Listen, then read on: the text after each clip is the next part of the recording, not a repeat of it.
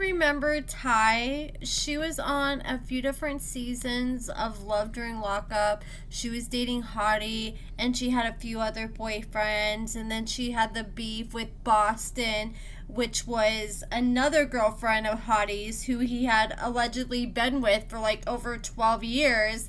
And of course, you know, there's the infamous scene where Boston called Ty and said, "I'm Hottie's girl."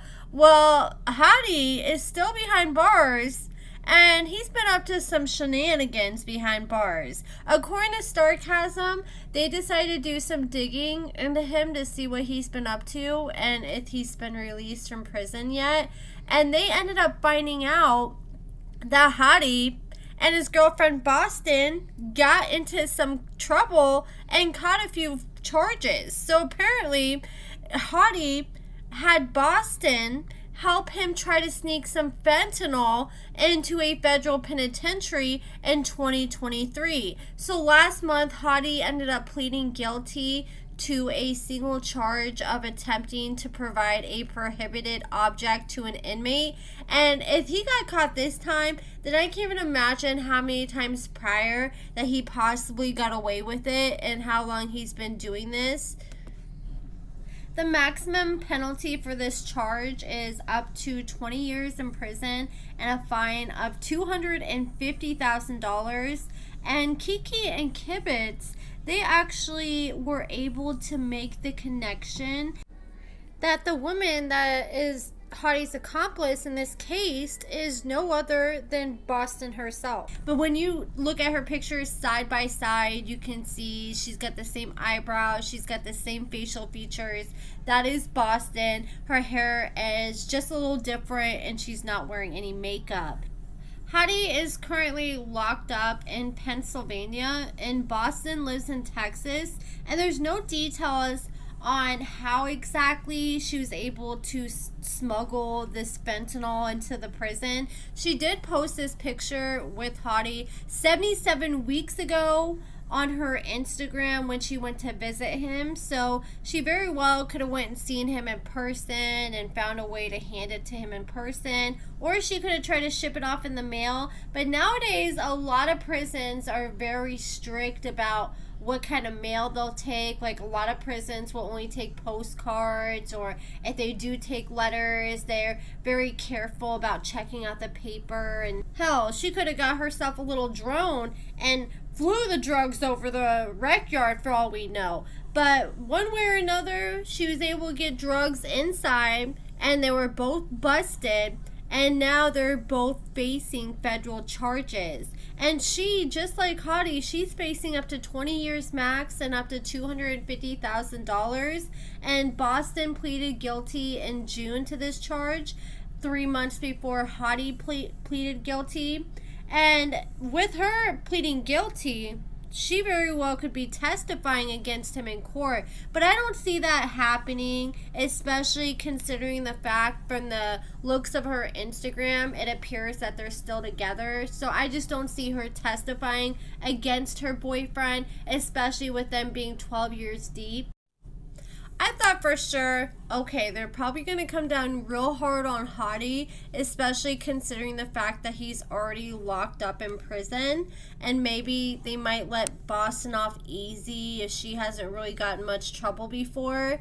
But Boston herself has a criminal history. Sarcasm ended up finding an article, and I was able to find this exact article talking about a time that Boston ended up stabbing a man that she was in a relationship with. So this is an article from the Fort Worth Star-Telegram, and this is dated June 15, 2021, so about 3 years ago.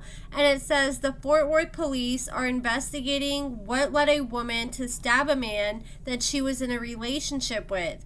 Police said that 27-year-old Faniqua Walker stabbed the man sometime around midnight following an altercation in the 6200 block of Salem Circle in southwest Fort Worth. The man was taken to a hospital with non-life-threatening injuries and is in stable condition. The police say they do not know why she stabbed the man, and she was also transported to the hospital for what police described as an undisclosed medical condition before she was released from the hospital and arrested in connection with the stabbing. According to police, she faces a charge of aggravated assault. So she was arrested, she went to jail, and she ended up going back to jail in April of this year. They claim she ended up violating her probation, and she ended up having a hearing in July. And she's currently a free woman. She just celebrated her 31st birthday a week ago, and she is going to have to deal with the consequences of smuggling drugs into prison.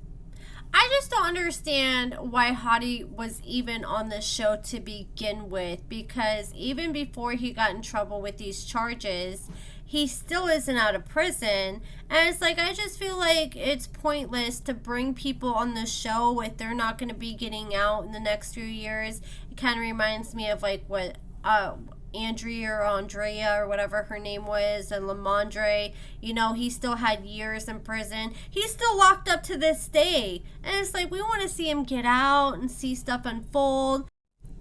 I saw someone in my comments trying to say that Ty is coming back for the new season of Love During Lockup, but I haven't seen her in the trailer, and I feel like if she was coming back, they would definitely be highlighting that, kind of like they did the last time that she came back. And she was actually in the comments under one of the posts talking about Boston's arrest and smuggling drugs into the prison for Hottie, and all she had to say is karma is a biatch. And now a short little update on Bianca and Daniel. A lot of people were starting to speculate that maybe Bianca may be pregnant just from some recent pictures she's posted. And she commented and claimed, no, we're going to wait a year or two to have kids, but we negotiated and decided to get a kitten. So they finally got their kitten.